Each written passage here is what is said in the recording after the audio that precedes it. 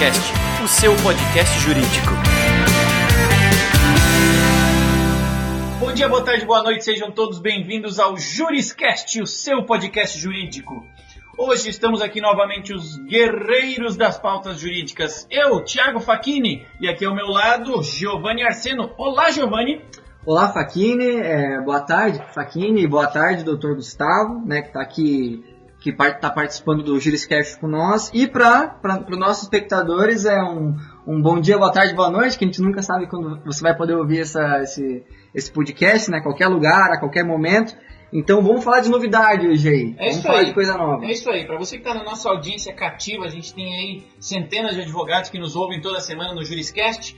Lembrem-se que o áudio, né, das nossas entrevistas está disponível no iTunes, se você usa aí iPhone. Está disponível também no SoundCloud e, obviamente, no nosso site projuris.com.br/juriscast você encontra este e todos os demais episódios do Juriscast. Só dá um Google e escrever Juriscast que ele ajuda você a encontrar o que você estiver procurando.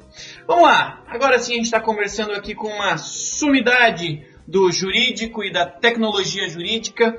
Vamos apresentar a vocês aqui ele que é sócio na consultoria GustavoRocha.com, o nosso querido Gustavo Rocha. Seja muito bem-vindo. Olá, é um prazer estar aqui e realmente é um prazer poder estar trocando experiências com vocês e dividindo um pouco mais justamente daquilo que nos move, né? Que é inovação, conhecimento, tecnologia e o prazer também de poder divulgar isso, né? Que isso eu acho que é um prazer que a gente tem que ter na vida também, de ajudar os outros e desenvolver esse tema. Legal. É isso aí, a nossa audiência costuma ser ávida por informação, números e, querendo ou não, tecnologia, algo que nem sempre o público do nosso podcast tem tempo para se aprofundar. Então a gente trouxe o Gustavo aqui para falar sobre o que está acontecendo hoje, quais as tendências tecnológicas aplicáveis ao mundo jurídico e de agora e principalmente do futuro. Vamos lá? Gustavo, olha só. Hoje a gente considera impossível trabalhar com direito sem usar algum tipo de tecnologia, né? Seja no celular, seja no computador, seja no mínimo na agenda do advogado. É impossível não usar algum tipo de tecnologia em algum momento. A tecnologia está presente no dia a dia jurídico, digamos assim. Mas a gente pode entender que ela, muitas vezes, ou até na maioria das vezes, ela seja subutilizada, né?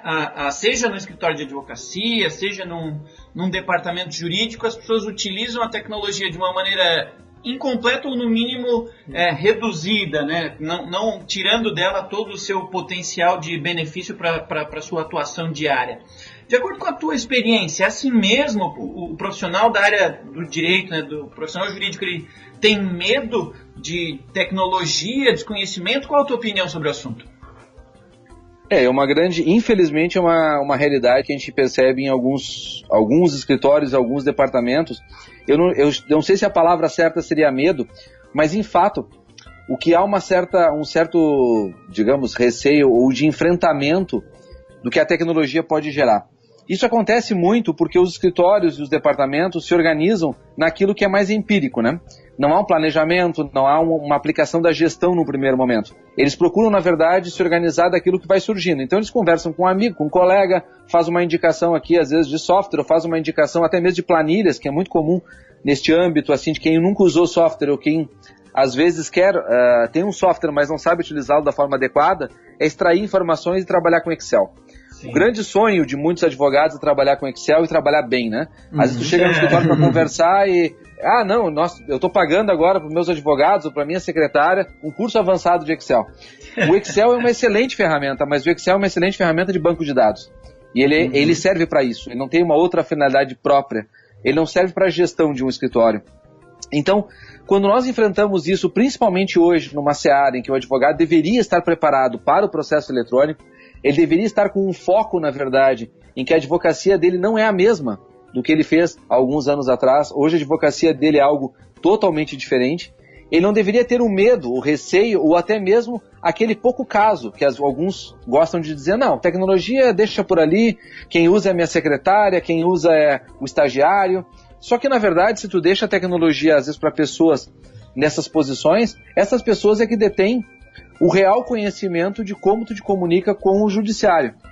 Eu sempre falo isso quando fazendo uma pincelada nesse sentido de software com processo eletrônico, e eu digo para os advogados, pensem comigo, o que mudou com o processo eletrônico no frigir dos ovos, a bem da verdade, é a tua maneira de te comunicar com o judiciário. Antes tu ia lá e protocolava papel.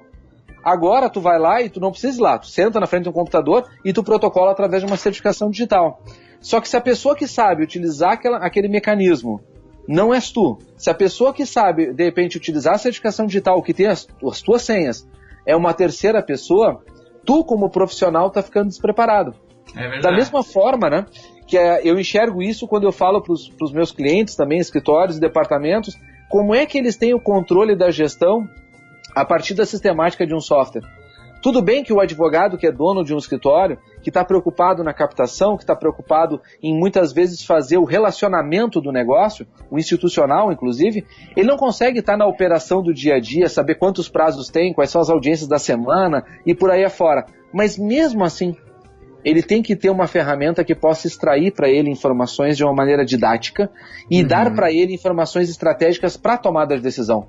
Eu vou dar um exemplo prático para vocês poderem perceber como um Excel não chega nisso, que é o seguinte: cliente que utiliza sistema, isso é um caso real, cliente utilizando um software, ele chegou para mim e disse, a virada de chave que a gente chama, né, que faz pouco tempo agora que aconteceu, e ele me disse, Gustavo, o que eu vou ter agora de relatório, na verdade, o que eu vou ter de informações gerenciais do meu escritório depois de toda a implantação que nós fizemos de gestão e depois de software? Eu digo, ele me perguntando, ele disse, eu vou ter então agora um controle de prazo e audiência, porque isso vai me dar um mapa, na verdade, do meu advogado. E eu disse para ele, não, prazo e audiência não te dá mapa de ninguém. Prazo e audiência, na verdade, te dá um indício do que uma pessoa faz, porque um advogado, durante o dia, ele faz muito mais do que isso. Então, nessa seara inicial deste exemplo que eu estou dando para vocês, este profissional vai ter prazo, audiência, atendimento, sejam eles telefônicos, presenciais ou por e-mail, e vai ter também as iniciais. Esses elementos básicos neste escritório, que foi o que nós mapeamos, que foi o mais importante naquele momento, podem montar o dia do advogado. Podem dizer para o advogado, bom, tu pode até ter feito de repente 5 prazos, 2 audiências, mas na verdade tu teve 20 atendimentos. Então o que montou o teu dia, a tua semana, o teu mês?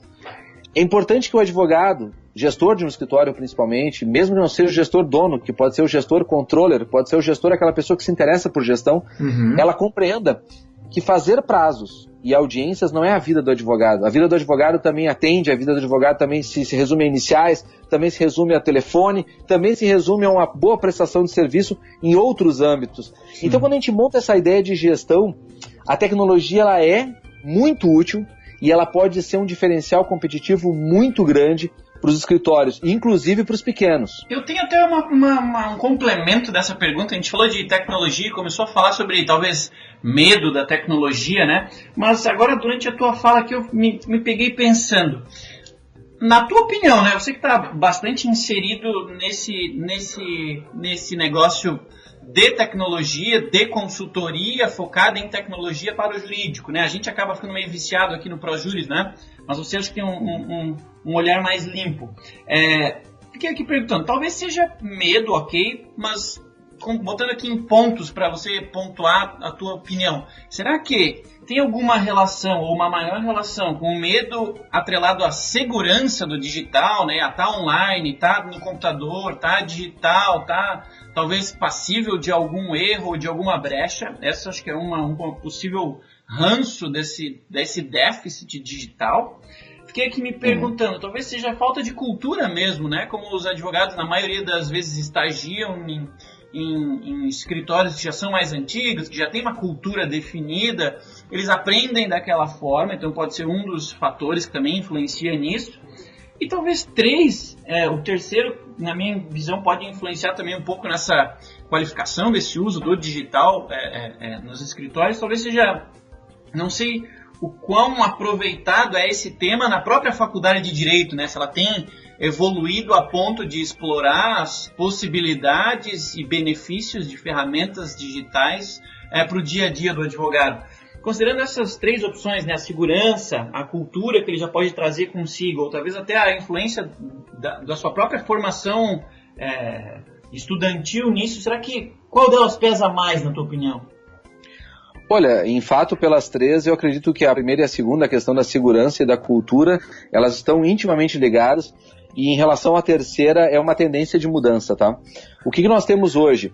Nós temos o advogado que vem do papel, que vem numa agenda, na verdade, que vem da pasta física. Uhum. Em algumas áreas hoje, a nível Brasil, daí não falando especificamente, né, de regiões, mas a nível Brasil hoje, nós temos em algumas áreas uma mudança que já aconteceu, não é uma mudança que vai acontecer. Nós temos, por exemplo, hoje implementado no Brasil 100% do trabalhista é eletrônico. Sim. Nós temos hoje um federal que está praticamente em números muito próximos disso.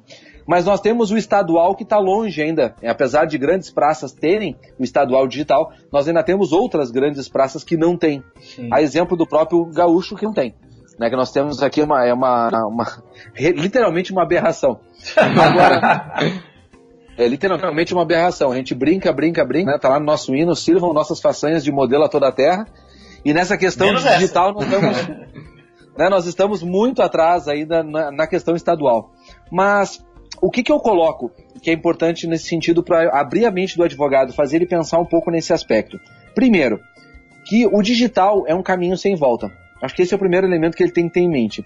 Às vezes ele pensa, não, mas eu me controlo bem por agenda de papel. Mas ele não se dá conta da perda de tempo que o papel proporciona. O exemplo típico que eu costumo dar é o seguinte: se tu tem hoje 5 tarefas programadas na tua agenda de papel e tu conseguiu cumprir 3, e amanhã tu vai ter mais 5, na verdade tu teria 7. Tu cumpriu 3, ficaram 2, tu teria mais 5 amanhã. Só que tem um detalhe: se tu cumpriu 3 e ficaram 2 escritas na data de hoje, amanhã tu já virou a folha. Amanhã já é outra data. E amanhã, ou tu vai escrever de novo o que tu já tinha escrito, e vai ficar aquela agenda uma coisa doida, porque tu vai estar toda hora riscando ela e reagendando, ou tu vai começar a usar uma metodologia que nem sempre é a melhor, né? Que é a canetinha, bota lá, não, pega minha caneta e pinto ela por cima. Aí a pintura de um lado da folha, tu já não sabe se pintou de um lado ou tá do outro, o que tu cumpriu, o que tu não cumpriu. Em bom português, na verdade, o papel, na maioria das vezes, por não nos trazer uma palavrinha essencial, no meu ponto de vista, da tecnologia, que se chama indicador, a tecnologia ela nos dá indicadores. A tecnologia ela nos dá, na verdade, que essa ferramenta não é da tecnologia, essa ferramenta é da gestão, né? Mas a tecnologia, quando bem implementada, a partir do momento de um grau de gestão, ela nos dá indicadores para que a gente possa enxergar um mapa do que nós temos e o que nós ainda teremos a fazer. A segurança, que é um problema bem grave, eu também costumo usar um exemplo que eu acho que é um exemplo válido. A pessoa se preocupa, mas Gustavo, eu tenho um escritório de advocacia e ele pode ou não ser invadido, porque eu posso contratar um software na nuvem, daqui a pouco ele pode ou não ser invadido, etc, etc, etc. Bom, que eu saiba, só existe uma maneira 100% segura, é tu não usar a internet. Eu não conheço outra. Não existe uma maneira 100% segura. O que existe, se eu não estiver conectado na internet e meu computador não tiver nenhuma porta de saída, a informação lá dentro, a princípio é só para o usuário que consegue abrir. Exato. Agora, tu tendo a internet, na verdade, tu tem um risco, mas esse risco é minimizado quando? Quando a atividade não depende de ti. Eu costumo dizer para o advogado, tu não fez TI, tu não estudou para fazer um curso de informática, então deixa o profissional da informática fazer isso por ti. Agora, não sacaneia o profissional da informática. Ou seja, eu contrato um software web, né? Aí eu vou lá e ponho uma senha 1, 2, 3, 4. Eu estou sacaneando o cara da informática. Tá se sabotando, né?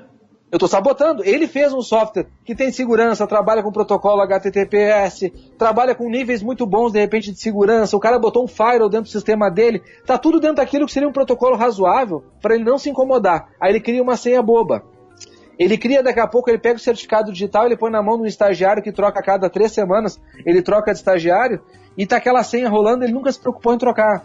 Aí ele não cria mecanismos, na verdade, para segurança, e quando há uma brecha de segurança dessa, alguém se aproveita, a culpa é da tecnologia. Não é bem assim. É a mesma coisa que eu disser que a culpa é do Google porque invadiram. Se invadirem o Google, é uma coisa. Agora, se o cara invadiu a minha máquina porque a senha era muito ruim, a culpa não é do Google. Sim. A culpa não é da grande empresa que se portou com tecnologia. Né? Como eu brinco muitas vezes com eles querem contratar serviços na nuvem, né? E eu digo, tu confia mais nos servidores do Google ou no backup do teu estagiário? Eu faria essa pergunta.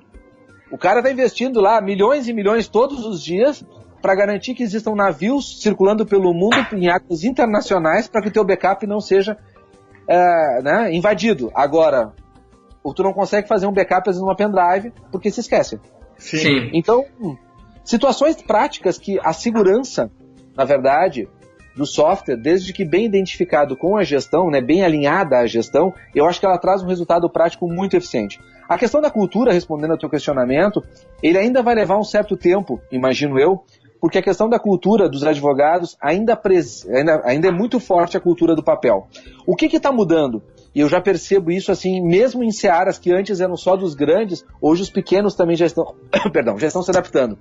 Eles estão começando a perceber que usando a tecnologia a favor deles, quando ela é útil, é muito mais prático.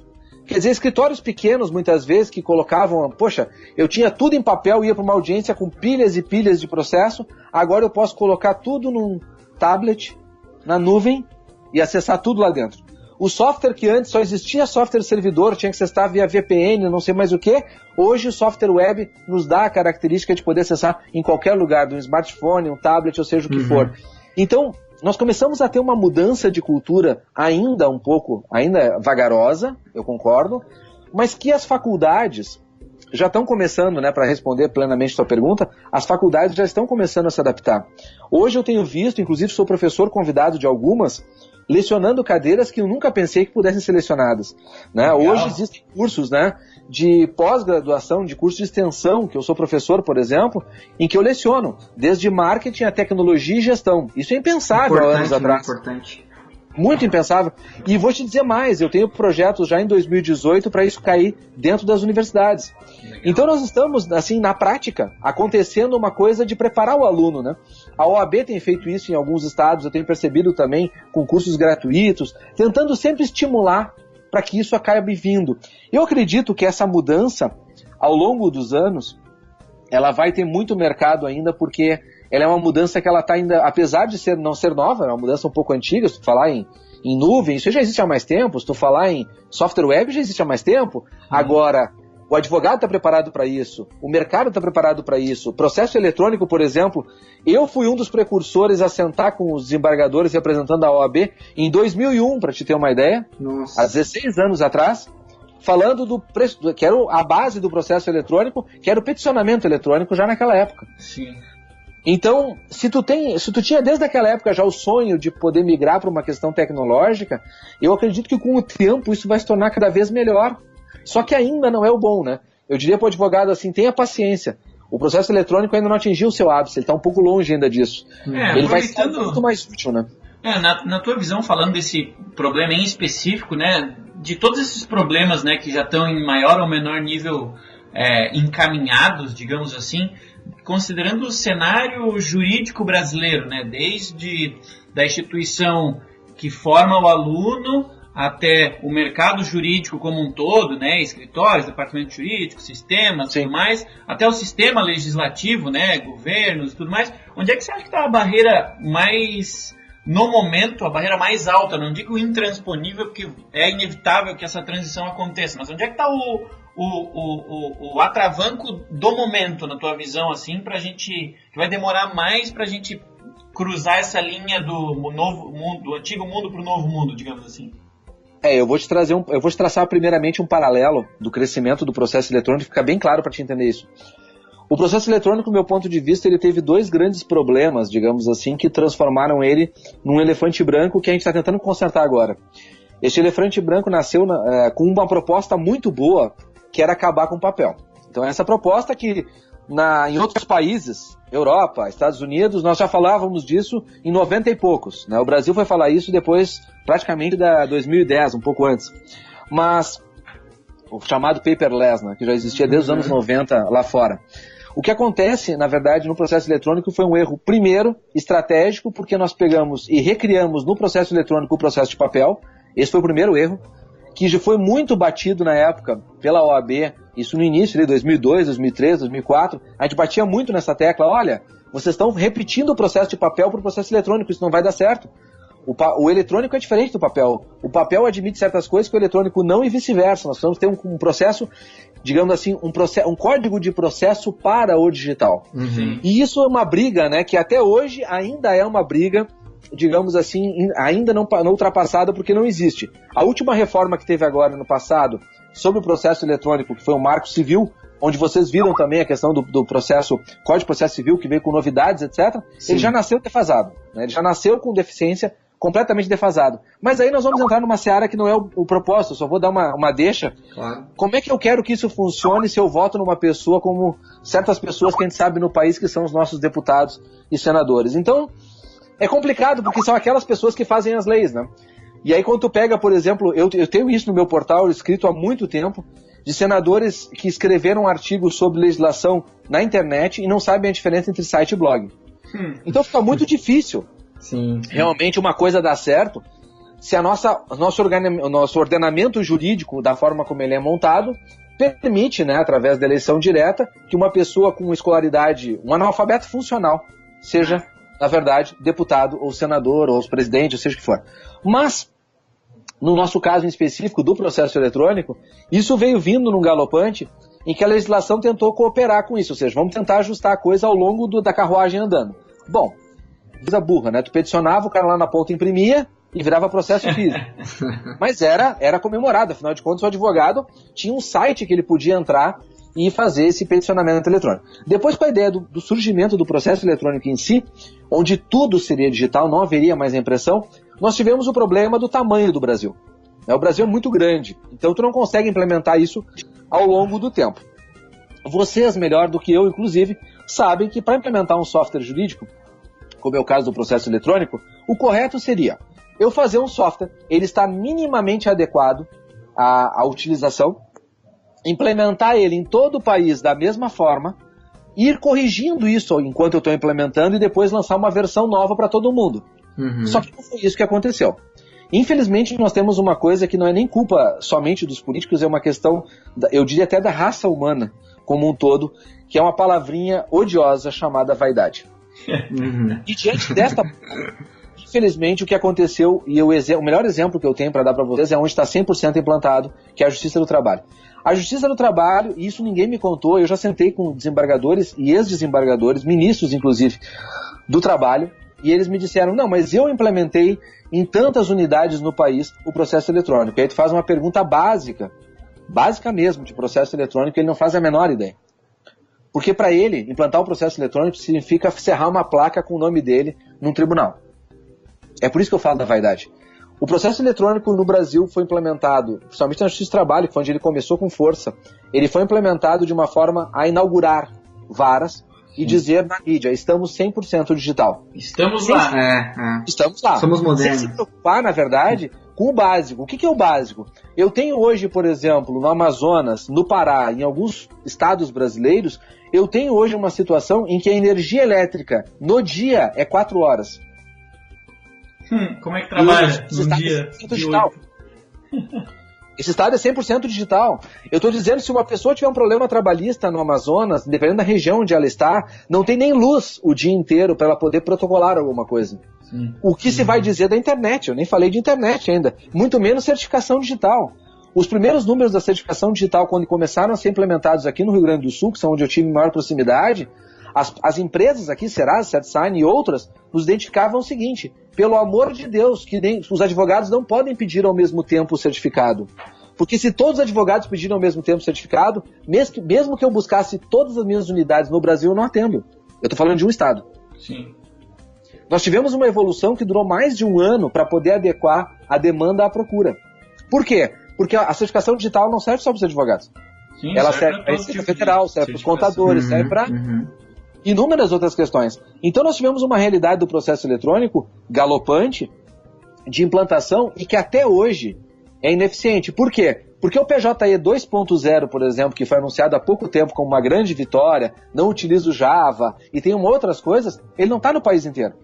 Ele está no Rio Grande do Sul e mais 2 ou 3 estados. Tem lugares no Brasil que estão com a versão 1 alguma coisa lá atrás, porque não tem dinheiro para investir. Então nós temos uma realidade, a nível Brasil, de processo eletrônico, que é estapafúrdia. Ela é uma bagunça. A questão maior é, dinheiro é o que comanda, sejamos bem honestos. Por quê? Porque as unidades federais, que é o caso da Justiça do Trabalho e Justiça Federal pelo Brasil, eles têm dinheiro. Então como eles têm dinheiro, eles conseguiram implementar, eles botam gente, pagam bem, eles digitalizam os processos, eles funcionam. Aí tu pega a justiça estadual, que depende do Estado, e você sabe muito bem que a nível de Brasil, que se escuta hoje, a nível dos estados brasileiros, tirando um ou outro, o resto é uma bagunça e está muito quebrado. Sim. Como é que eles vão investir? Eles não investem. Então nós temos soluções que dependem também de uma outra palavrinha complicada, que é a questão política, né? Sim. Eu vou dar um exemplo para vocês aqui, nosso, gaúcho. Nós tivemos uma situação em que o nosso Tribunal de Justiça Estadual chegou para nós, quando eu digo nós, OAB, e disse o seguinte: nós não vamos inventar a roda, nós vamos pegar o PJE. Nós aplaudimos, beleza, vamos lá, vamos pegar o PJE. Tá. Aí começaram com a ideia de pegar o PJE, brigaram lá com Brasília, não sei por que cargas d'água. Não, agora nós vamos inventar o nosso software, que vai ser o ETEMES. Eita. Que eles implantaram, o tal de ETEMES já nas varas de fazenda e mais para agravo e mais algumas outras coisas. É uma briga, a OAB inclusive agora tem se posicionado bastante dura em relação a isso, porque não funciona, atravanca a vida, eles praticamente dia sim, dia não, eles abrem certidão de instabilidade. Então nós temos uma situação caótica no uso do sistema, porque eles não querem pegar uma solução pronta. E agora, ressurgindo das cinzas, né, como eu digo, porque ele estava praticamente extinto, ele ia acabar, tem o EPROC agora e começa a ser vendido em outras unidades do país. E se Deus quiser, o Tribunal de Justiça aqui também vai pegar o EPROC e acaba com essa história. Mas só para vocês compreenderem, que é uma questão importante para finalizar essa parte, é importante que os advogados pensem, mas não é tudo que está perdido, tá? Existe uma questão que a OAB brigou muito, que a OAB brigou até 2013, 2014 pelo processo eletrônico único. Em 2013, 2014, saiu uma resolução do Conselho Nacional de Justiça dizendo que o único software do Brasil seria o PJE. Nós aplaudimos, pelo menos vai ser só um para consertar aquela função toda. Para vocês terem uma ideia, hoje nós temos 46 softwares diferentes rodando no Brasil. Só vocês terem uma dimensão do que existe hoje. Então, se um advogado atua a nível Brasil, como vários escritórios atuam por causa da demanda de clientes, ele tem que se preocupar por estado e por tipo de processo diferente, com de particularidades de tamanho de arquivo, forma de acessar e tudo mais, completamente diferente. Sim. Só que daí, a resolução, essa é outra idiosincrasia do processo, né? O processo eletrônico no Brasil ele surgiu por medida provisória em 2002. E de lá para cá, ele foi virar lei agora, faz uns 2 anos, tá? A cada 30 dias ele é renovado, tá? Então o processo eletrônico no Brasil, durante anos e anos a fio, ele foi um processo que poderia ter acabado porque não tinha fundamento de legislação, para vocês terem uma ideia. Mas quando ele virou lei, isso é um fato interessante, ele trouxe uma possibilidade que agora está se tornando uma realidade prática, que era para ser em 2018, mas eu acho que vai levar mais anos ainda, que é o famoso MNI. O MNI é o Modelo Nacional de Interoperabilidade. O que vai fazer esse MNI? Esse MNI é uma forma de nós termos web service em todos os processos eletrônicos do país, onde qualquer processo, então, por exemplo, qualquer software, inclusive softwares jurídicos, poderão ler os MNIs espalhados por aí, e eles poderão daí ter interfaces diretas com o processo eletrônico, sem precisar usar o que hoje se faz, né, aquele negócio de usar certificação, de fazer uma certa quase invasão em alguns casos e por aí afora. Então, esse modelo nacional de interoperabilidade ele vai resolver muita coisa. Só que a proposta, com 46 versões de sistema de processo eletrônico, não é fácil. Então a proposta inicial era 2018, isso está pronto, ainda está bem longe de estar pronto, nós já estamos aí às barbas de 2018. Eu acredito que leve mais alguns anos. Mas a hora que entrar em operação o MNI, não só para o processo eletrônico, mas o portal do advogado, que vai ser o quê? Vai ser um portal dentro da OAB Federal, onde o advogado vai pegar, vai botar o seu certificado, vai digitar o número de processo e ele vai acessar qualquer processo eletrônico através do site da OAB. Sim, isso realmente vai facilitar muito a vida do advogado. Então, por isso que eu disse a minha fala anterior e agora eu repito, não está tudo perdido, né? O processo eletrônico ele tem um caminho que lá na frente ele vai ser muito útil para a advocacia. Mas se o advogado continuar botando barreiras para a tecnologia, né, e continuar botando barreiras dizendo assim, eu não quero me envolver porque peticionar é ficar atrás de uma mesa fazendo petições, ele tá cada dia mais sendo menos advogado, né? Essa é a grande verdade. Doutor, assim, eu acho que o advogado ou o profissional que vai escutar esse podcast, eu acho que ele não espera, digamos assim, a dimensão que esse assunto tem, né? Porque ele acha que tecnologia no direito é a ferramenta lá de e-mail, de agenda online que ele tem, então ele não imagina os bastidores, até questões políticas mesmo que o doutor tratou. Agora, se a gente puder, se for possível, a gente dar um passinho para dentro desse assunto, um pouquinho mais a fundo a questão de ferramenta mesmo, né? Que a gente está até agora falando do cenário, até o cenário mesmo de percepção do profissional em relação à tecnologia, o cenário de como que a tecnologia funciona na dinâmica política e jurídica do país. Mas, se tratando de ferramenta, eu acho que uma distinção muito importante que a gente tem que fazer se tratando de ferramenta jurídica, é a distinção de inteligência artificial e automação, né? Porque talvez para o profissional do direito, para o advogado que tem no escritório dele um software, que tem no escritório dele algum sistema, alguma ferramenta no computador dele, ele não tem noção de quão importante desse assunto tecnológico, né? O quão importante é essa diferença. O doutor pode esclarecer então para nós qual que seria o conceito da inteligência artificial e o conceito da automação? Claro. A ideia, na verdade, dentro disso, é fazer uma distinção de uma palavra, né? Quando eu falo de inteligência artificial, eu gosto muito dessa palavra, que o advogado ele tem medo, e aí eu confesso que é medo mesmo, porque muitos falam sobre isso, comparando a inteligência artificial com o que aconteceu na Revolução Industrial. Né? Então, na Revolução Industrial a máquina veio, tirou o emprego, agora a inteligência artificial vai entrar na advocacia e vai tirar o emprego do advogado. Eu discordo dessa afirmação, porque na verdade, assim como aconteceu na Revolução Industrial, quem perdeu o emprego foi aquilo que a máquina conseguiu fazer. Uhum. E a inteligência artificial, que é o que nós vamos abordar agora, o que ela pode fazer, ela não vai tirar o emprego do advogado, porque o advogado continua tendo uma coisa que a inteligência não faz, que é pensar. Certo. A inteligência artificial, na verdade, ela é uma grande coletânea de bancos de dados, onde ele consegue fazer interações lógicas entre os dados que lá estão contidos. Não é o nosso pensar da nossa inteligência humana, onde nós temos o insight, nós temos, na verdade, muitas vezes o que nós chamamos de intuição, nós temos um exercício que nos remete às nossas memórias, isso a máquina não tem. Nós temos uma série de outras questões que fazem o nosso pensar ser completamente diferente do pensar, assim chamado, da inteligência artificial. Fazendo uma resposta mais objetiva à pergunta, hoje a automação de softwares, hoje a automação, na verdade, que a advocacia já tem com o próprio processo eletrônico, ela já é muito grande, ela já é muito útil em alguns aspectos. A máquina já consegue fazer algum tipo de...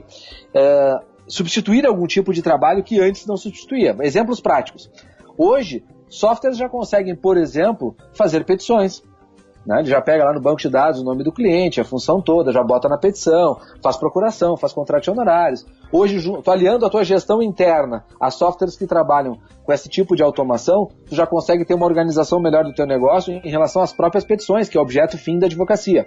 Mas, ao mesmo tempo, a automação também nos ajuda nos controles. Hoje, antigamente, a gente controlava o quê? Por tarefa, né? Que foi o exemplo que eu dei no bloco anterior. Eu controlo o que o cara faz, prazo, audiência, atendimento, isso e aquilo. Mas eu também posso controlar por timesheet. Eu posso controlar o tempo que ele atua, já atribuindo para ele valores, etc. Eu posso atribuir hoje uma tarefa através de workflow, ou seja, de um controle que começa e termina com prazo determinado. Vamos dar um exemplo prático. O advogado... chega, por exemplo, um cliente para ser atendido num escritório de advocacia.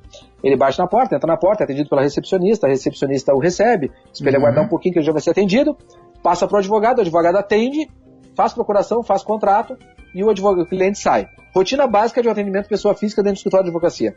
Esta rotina, ela pode ser automatizada, ou seja, quando o cliente entrou pela porta e ele deu o primeiro insight com a pessoa da recepção e houve o primeiro pré-cadastro, ali já poderia estar controlando o tempo, que vai controlar o tempo que ele ficou na recepção, o tempo que depois vai ficar dentro do atendimento do advogado. O próprio advogado pode ter gerado documentos de procuração e contrato pelo próprio sistema.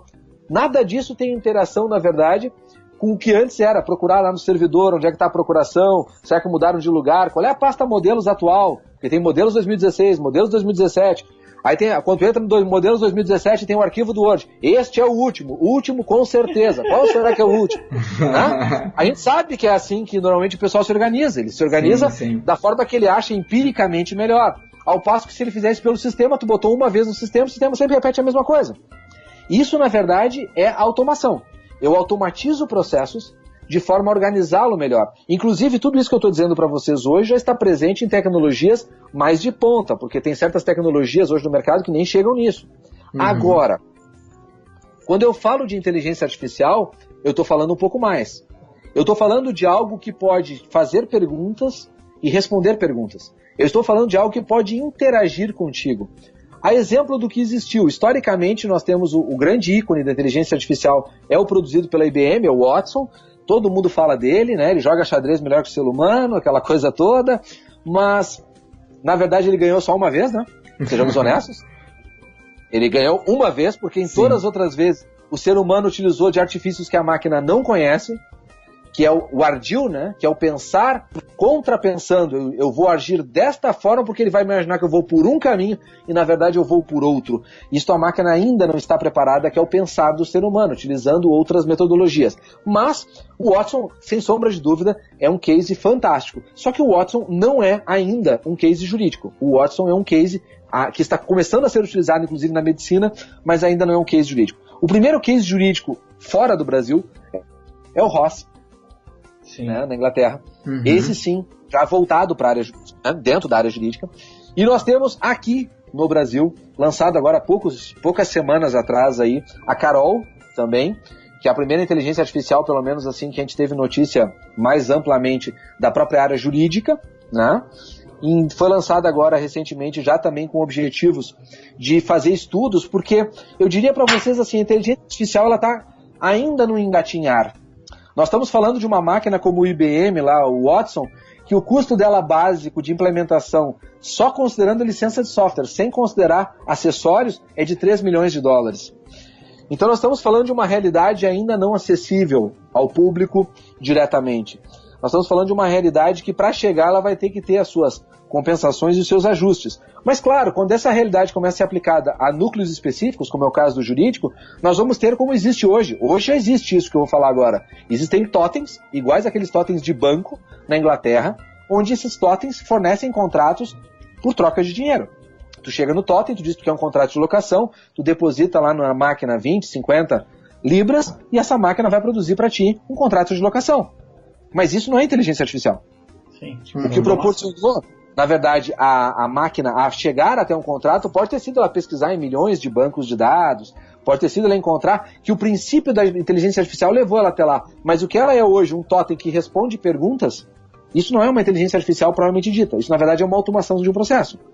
A inteligência artificial, por exemplo, que estão nos chatbots do Facebook, que é outra tendência forte, na verdade, porque o Facebook já chegou a 2 bilhões de usuários no mundo, então ele tem banco de dados, ela é uma tendência muito forte, só que daí nós entramos numa outra seara que eu acho muito importante destacar aqui, só como um parêntese, né?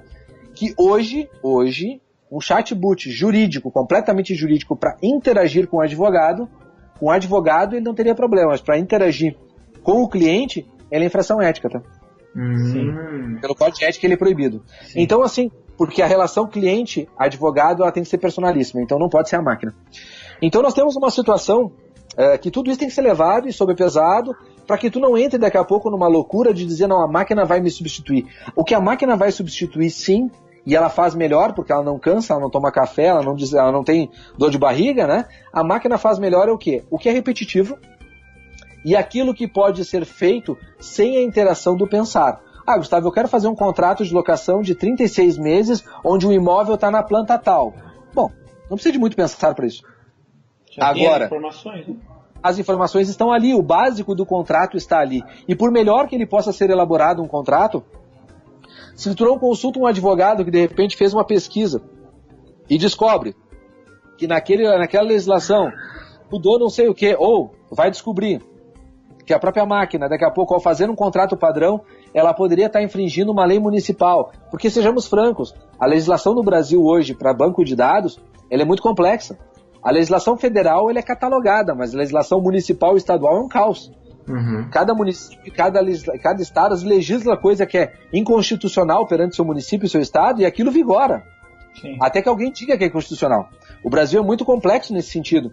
Então não é tão simples assim a máquina substituir o ser humano em termos de inteligência.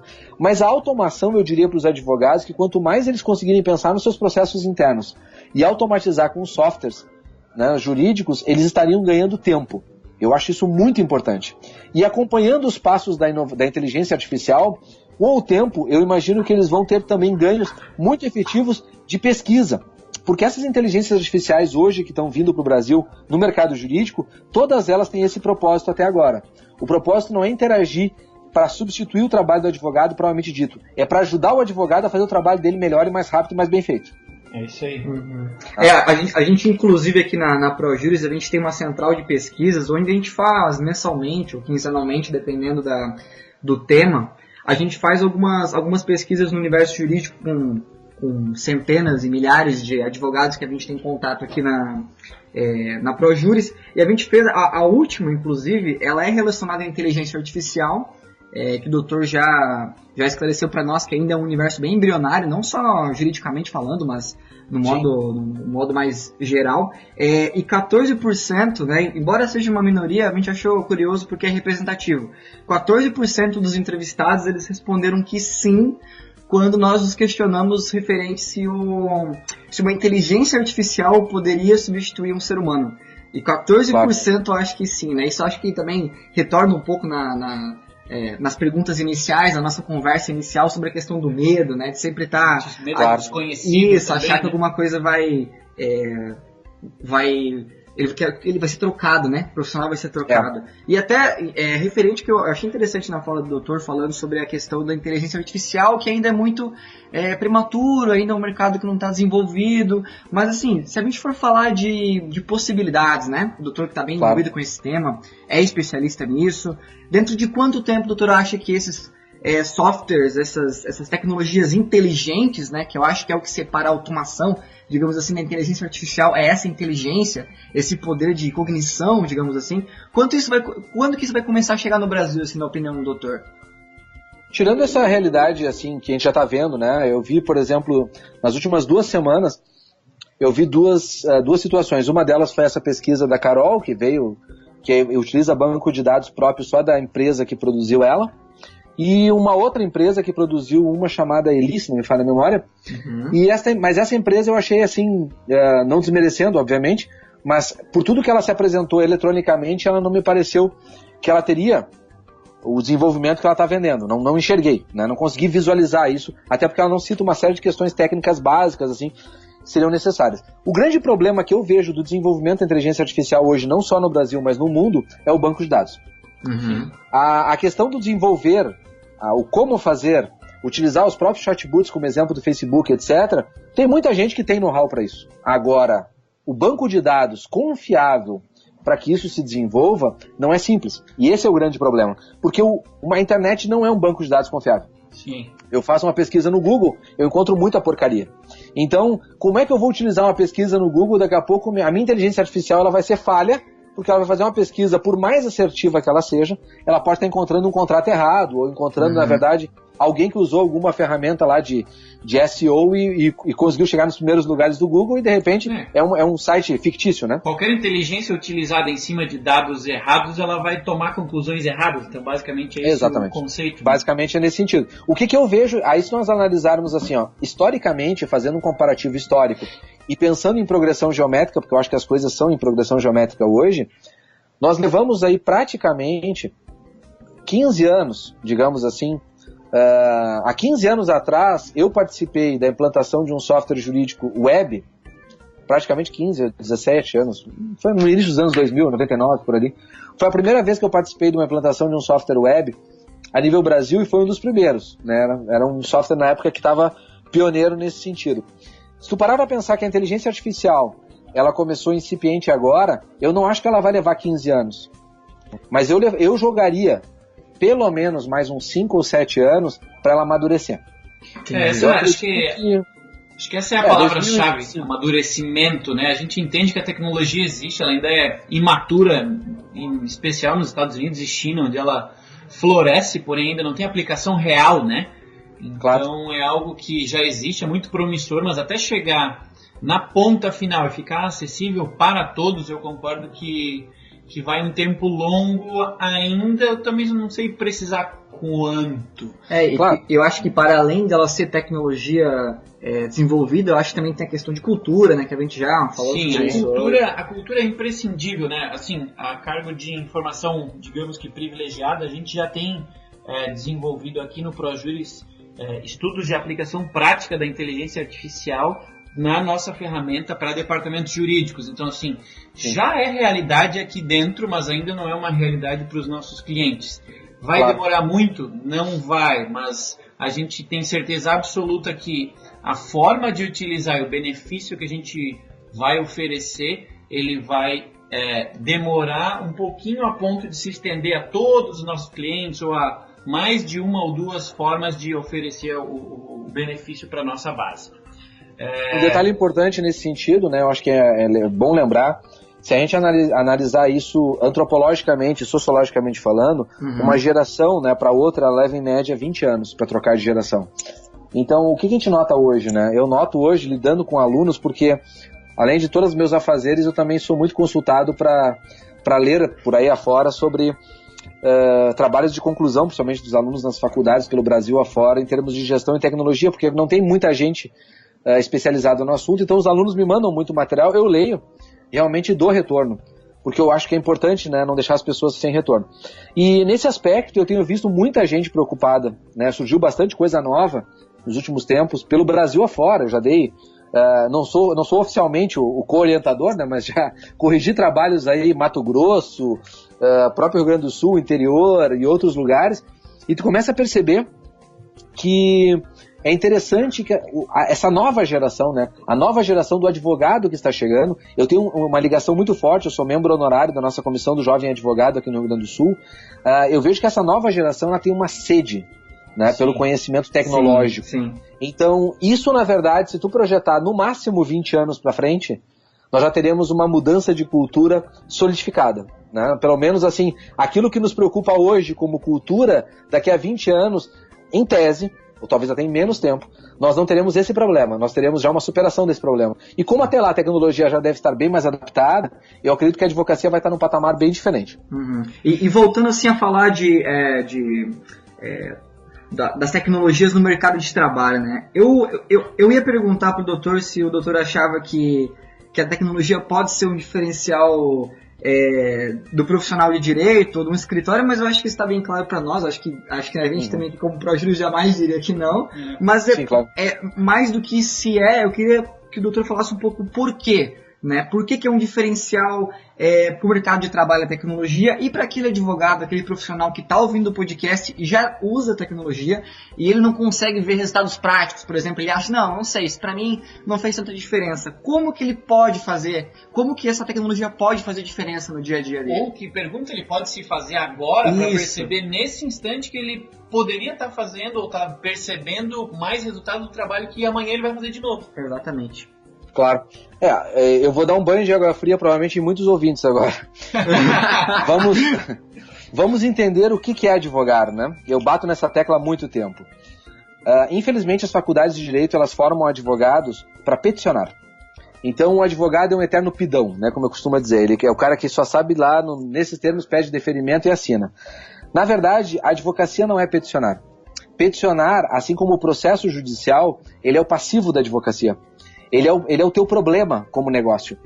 O que deveria ser o advogar é o teu relacionamento com o cliente.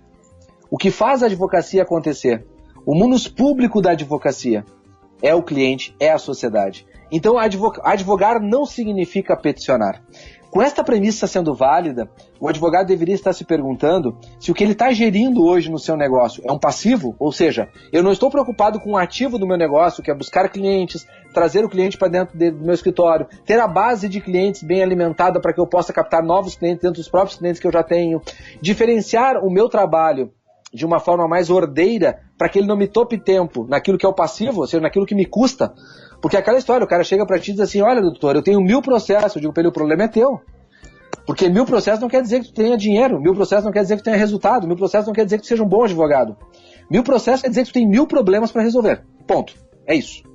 Agora, o que te faz advogado neste aspecto, se tu tem 1000 processos, é identificar da melhor forma possível e gerir da melhor forma possível o que tu vai fazer com esses 1000 processos para que eles se transformem em rentabilidade para o teu negócio e como tu vai satisfazer uma coisa que é complexa, mas complexa, muito complexa, que é a expectativa do cliente. Com esta premissa sendo válida, o que eu veria dentro da tecnologia como um diferencial é o advogado usar o seu software como uma ferramenta para ganhar tempo, utilizar o seu software como uma ferramenta de gerir melhor o seu negócio para que ele não tenha prejuízo, e a única forma que eu tenho de não ter prejuízo no negócio é sabendo o quanto ele me custa. É tendo uma noção do quanto tempo que eu gasto. É sabendo se o número de pessoas que hoje eu tenho na minha equipe são suficientes. É tendo uma dimensão maior. Se eu trabalho das 8 às 8 todo dia, isso é normal? Não deveria. Será que tem pessoas a menos no meu negócio? Ou eu trabalho porque eu sou workaholic? Ou eu trabalho porque eu estou gastando o meu tempo em coisas que eu poderia estar fazendo, a máquina está fazendo por mim, e eu acabo perdendo meu tempo? É o que nós falávamos agora na inteligência artificial.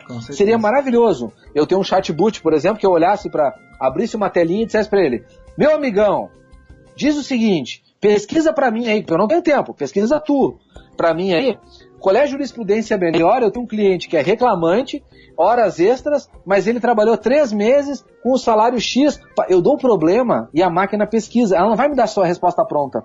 Ela não sabe se eu entro com um interdito probitório, com uma reintegração, ou qual demanda judicial, na verdade, eu vou ingressar. Né? Uma reintegração, uma reivindicatória e por aí afora. Agora, ela fazendo uma pesquisa, ela me pouparia muito tempo, por exemplo, para que eu pudesse pegar uma coisa mais esmiuçada. E isso, a inteligência poderia nos dar um resultado prático muito grande. Como um software pode nos dar resultado muito grande quando a gente fala de gerir a nossa equipe, organizar os nossos prazos, nossas audiências, quem faz o quê, qual é o tempo que está levando e por aí afora. Mas se tu não pensar com foco no cliente, se tu não pensar com foco no resultado prático da tua empresa, que é o teu escritório de advocacia, na verdade tu não tem rentabilidade. E aí esse negócio tende a não ser lucrativo, ele tende a ser um fardo. E é por isso que os advogados muitas vezes vivem uma vida inteira reclamando da advocacia e dizendo o seguinte: mas a advocacia é muito difícil, é muito complexa. Mas na verdade a advocacia ela pode ser muito rentável e pode ser quando ela é bem organizada, bem gerida. Agora, quando ela não é desse formato, quando ela é feita de forma muito artesanal, nas coisas que não precisariam ser artesanais, porque algumas coisas são artesanais, algumas não precisam ser artesanais. Sim. Ou alguém aqui vai querer me convencer que a ação de fundo de garantia tinha algo de especial. Não tinha. Entendeu? Era copia e cola. Então, sim, copia e cola a máquina faz e faz melhor do que nós. Então, tem coisas que tu faz na tua arte da advocacia que é copia e cola. Agora, tem coisas que não são. Se tu puder focar naquilo que não é e deixar a máquina fazer aquilo que é, tu já está gerindo muito bem o teu escritório. E é nesse sentido... Desculpa, pode continuar? Não, é só no sentido, é nesse sentido, para concluir, que eu imagino que a advocacia, se ela focar no cliente, né, por isso que eu disse que eu ia dar um banho de água fria, porque não é focar nas petições, não é focar somente na tecnologia, é focar no cliente, ela vai enxergar os meandros necessários onde a tecnologia é útil e a própria inteligência artificial vai vir a ser útil para ele. É isso aí, acho que essa nossa conversa nos permite concluir que o futuro ele é muito positivo para quem tem vontade de utilizar o que a gente, enquanto humanos, temos de melhor, que é o nosso intelecto, né? Verdade. Então, para a gente finalizar, muito obrigado, Dr. Gustavo. Para quem ouviu aqui o podcast, como é que eles fazem para entrar em contato com você, falar com você, tirar dúvidas, mandar trabalho acadêmico e pedir uma consultoria para você que, no caso, é uma das referências em tecnologia e jurídico no Brasil? Como é que faz para te encontrar? Bom, é bem fácil. Tanto do Google, como a gente brincou, né? Gustavo Rocha, se digitar, tu vai me achar. Mas o site é gustavorocha.com, tá? Esse site vai ter todas as informações necessárias. O meu e-mail é gustavo@gustavorocha.com. Eu respondo muito facilmente. E para quem quiser, porque acontece agora bastante com frequência, depois que o Google comprou o WhatsApp, na verdade os bancos de dados se interligaram, né? Tanto é que às vezes tu conversa com alguém no WhatsApp, essa pessoa te é sugerido no Facebook, e as pessoas acham que é mágica, mas isso não é mágica, isso é banco de dados, né? O celular também é importante. Então o meu prefixo é 51 98163 3333. Com esses dados vocês podem entrar em contato, fiquem à disposição. Eu gosto muito de conversar com as pessoas. Eu acho que tirar dúvidas, trocar experiências é sempre positivo, e eu respondo realmente com bastante brevidade. Então podem ficar à disposição, realmente, foi um prazer. Legal, a gente vai colar todos esses dados aqui na descrição também dos nossos áudios. Para quem ouviu, para quem vai ouvir, mas está aqui com a gente nesse momento, o Juriscast está disponível no iTunes, no SoundCloud, pode ser ouvido em qualquer dispositivo, no seu celular, no seu tablet, no seu telefone, quando você estiver no trabalho, na academia, no carro, em qualquer lugar. É importante a gente citar também que a gente produziu há pouco, né, como o Giovanni comentou, uma pesquisa sobre a inteligência artificial aplicada ao jurídico, então ela está disponível gratuitamente no nosso site, é só dar um Google lá sobre ProJuris Inteligência Artificial, você vai conseguir baixar esse material. Tem também conteúdo do Gustavo Rocha na Universidade ProJuris, ele é um dos colunistas convidados aí a colaborar com a gente nessa nossa missão de deixar a prática jurídica ainda mais prática, né? Então tem texto novo do Gustavo aí na Universidade ProJuris para vocês acessarem também. Fica aqui meu agradecimento. Giovanni, alguma informação final para os nossos ouvintes? Então, só avisar que essa pesquisa, assim como os dados, assim como a coluna do Dr. Gustavo e os dados que ele mencionou aqui de contato, vão estar tudo certinho na descrição do SoundCloud, do iTunes, na descrição do podcast. Quero só compartilhar aqui que depois desse bate-papo aqui, eu achei até uma conclusão bonita, meio filosófica, assim, né? Que a gente conversou bastante sobre tecnologia, mas o que ficou evidente é que cada vez o profissional vai ficar mais humano, né? Que a demanda humana vai precisar cada vez mais. E, por último, quero avisar os advogados que estão ouvindo a gente, se vocês têm a senha 1, 2, 3, 4, 5, por favor, muda hoje. Por favor. É isso aí. Gustavo, obrigado. A nossa audiência, muito obrigado por estarem aqui com a gente em mais um Juriscast, o seu podcast jurídico. Você ouviu o Juriscast, produção e oferecimento da ProJuris, líder no desenvolvimento de software jurídico para departamentos jurídicos de grandes empresas e escritórios de advocacia. Conheça mais em projuris.com.br.